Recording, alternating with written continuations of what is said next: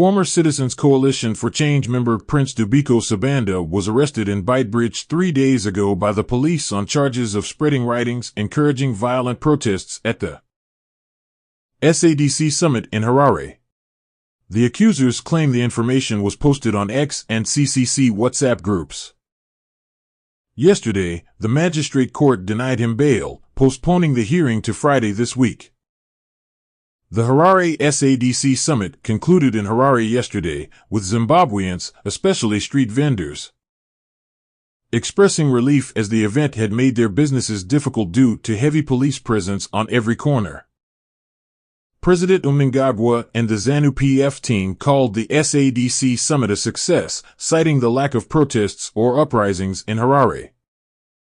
Although the country remained peaceful externally, the jails were reportedly filled with opposition political activists, including Jameson Timba and 77 others, now joined by Prince Dubiko Sabanda. The SADC Summit remained silent on Zimbabwe's poor election conditions, suggesting that the Mnangagwa government had strategically handled the events to avoid discussions on election issues. Zimbabwe was not the focus of criticism for undemocratic practices, possibly because Eswatini, where the king holds unchallenged authority, is also a member of the bloc. Instead of addressing democratic reforms and electoral issues, the summit focused on peace and security, particularly the situation in the DRC as part of efforts to promote peace, security, and prosperity in the SADC region.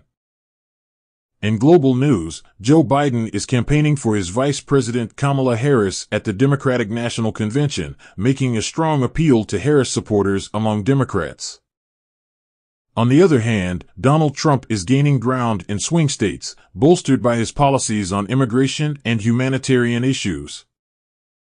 U.S. Secretary of State Antony Blinken has said that a ceasefire in Gaza is within reach after a long discussion with Israeli Prime Minister Benjamin Netanyahu regarding a hostage release deal.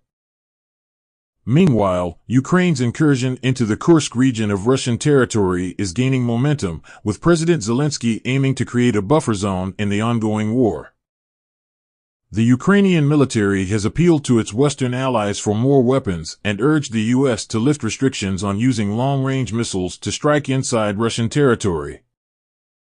So far, the Ukrainian army has destroyed 3 bridges in the Kursk region, potentially disrupting Russian military resupplies to the Donbass frontline.